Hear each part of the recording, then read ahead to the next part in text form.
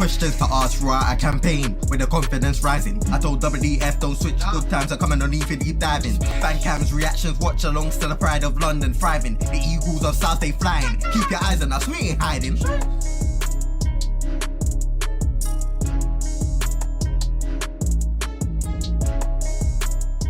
Hey guys, this is just a disclaimer to let you know that the upcoming video discusses a sad topic.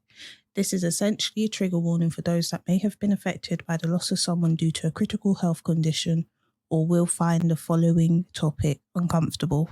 Yes guys, so this part is going to be something a little bit more serious. Eagle-Eyed Football are trying to raise some money to go towards Make-A-Wish Foundation UK. You're probably wondering, what is Make-A-Wish? Well, I'm going to run you through what they describe themselves to be. Over 60,000 children in the UK have been diagnosed with a critical condition, changing their lives and the lives of their families forever. The joy of childhood is brought to an abrupt end, with treatment plans, hospital visits, and sleepless nights taking over. Make-A-Wish revives a childhood stolen by critical illness. It brings light and joy to children and their loved ones, and leaves a profound and lasting impact on all of their lives. No child deserves getting their childhood taken away from them, so we wanted to do something that would give them back some relief and joy. We will be using GoFundMe to raise these donations.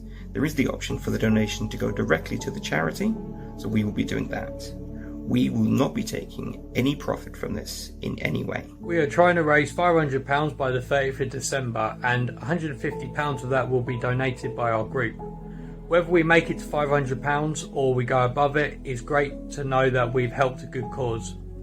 No donation is too small and no donation is too big. Also, because you guys have been such great subscribers, that on the 30th of December we will pick a name at random out of the donations and they will be receiving a thank you prize from Eagle-Eyed Football. The person who wins these sweepstakes will be receiving a free Eagle-Eyed Football hoodie and an Eagle-Eyed Football mug. Good luck. The link to the GoFundMe is on the screen now. It's also in the description. But without any further ado, let's get back to the stream. Thanks for watching. Big up everyone, hope you're doing well. Hope your day's been good. It's Friday. It is Friday. And it's another episode of RHEA Presser. Now, before we obviously get started, just a reminder, guys, that the link is in the description for the GoFundMe page for the Make-A-Wish Foundation charity fundraiser that we're doing. So yeah, like it's in the clip, like any donation, it honestly will be truly grateful as we try to aim for a £500 target. Now, let's get into the presser. Obviously, this is off the back of our Carabao Cup defeat to Man United, so we're going back to Old Trafford. Very interesting that they obviously travel back, and actually Ray alludes to that in the presser. But the first question was regarding the injury update. And Roy had said, listen, yeah, nothing has changed since Tuesday. No recoveries. So with the same squad from Tuesday, obviously minus Dean Henderson, who obviously picked up a knock during the game. With Edouard, we're hoping he's not out for too long. But I'm sure when he comes back, he'll be fine and back on form. Also, this game is too soon for him, and we don't want to aggravate the injury further.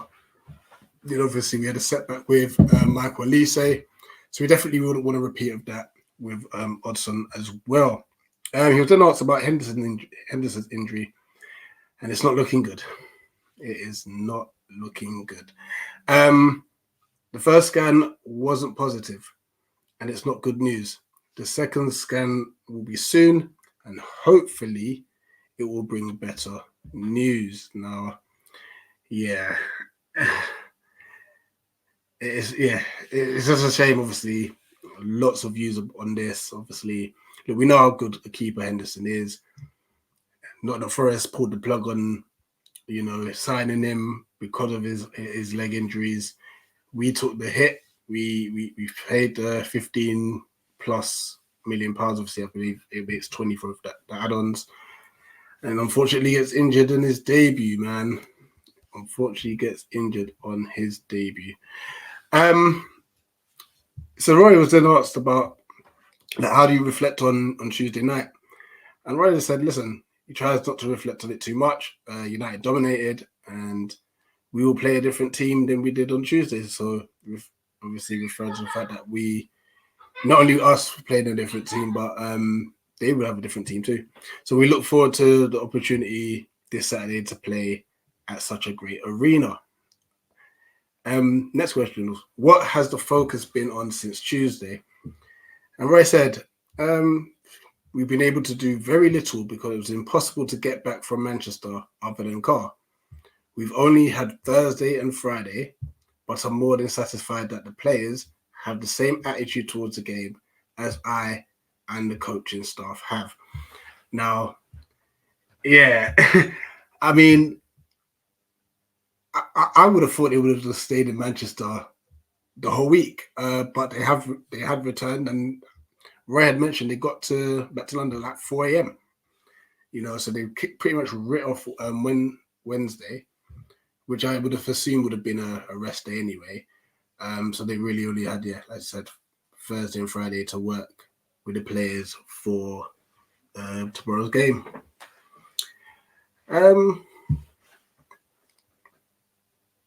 What was he asked next? There we go, yeah. So, how much productive work can you do with the injuries and also the use of the academy players? So I said the academy players play an important role in our preparation, including tactical work. We don't have a squad of 18 seniors, but the academy players did take part in the game on Tuesday. We also had 5 senior players who didn't start on Tuesday that will be available to start tomorrow and give our team another dimension. So what he's alluded to there is that, yes, we may not have all our senior squad fit, but the academy players are being utilised in a lot of tactical drills. That's probably going to be more so how we keep our shape, obviously trying to move the ball from side to side and making sure our defensive shape's right, and then how does that look like when we break. So that's probably the tactical side to what we've been looking at with the players that are available. He was then asked, do you expect much change from United? And Roy said, no, I don't think so. He doesn't think there will be wholesale changes from United. They left 3 attacking players out, which were Rashford, Bruno, and Højlund, who actually came on towards the end of that game. But the rest of the team was pretty strong. And I guess, obviously, they've got a few players out as well through various circumstances and injuries as well. So, yeah, when you look at it, they went pretty strong. Like, noticeable absences from the bench was Højlund, Eriksen, I believe. I don't even know if Eriksen came on, but those were players that may have been on the bench. Obviously, injury-wise, you're looking at Martinez is injured. Obviously, Anthony and Sancho have got their things to deal with. So, Wan-Bissaka, I believe, is injured as well. So they got a few issues themselves. But the squad that they played on Tuesday was pretty much not fully strength, but it was still a strong side. And Roy reckons that they'll do similar tomorrow. And lastly, Roy was told that he's been unbeaten in his last 4 visits to Old Trafford. How can he make it 5? Now, Roy was taken a bit aback by his, oh, right, okay. I didn't realize. Thanks for letting me know. But he said, listen, we'll go into the game believing that we can get something out of the game. However, words are just words and actions are actions. We are going to have to play really well. And I think that is all we want as a fan base, and that's all the players will want, as coaching staff will want. It's just to play well. We were poor on Tuesday in a game which, you know what, as much as we had a few changes, like, just give it your all, just try, because we don't do cup runs.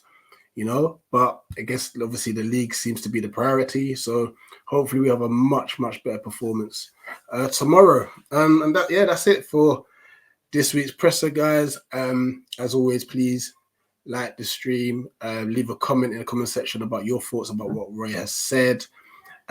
Subscribe if you're new, share the channel. We just appreciate all of your support. Don't forget the link in the description for the GoFundMe. It'll be great to hit that £500 target by December 30th. And yeah, guys, as always, up the palace.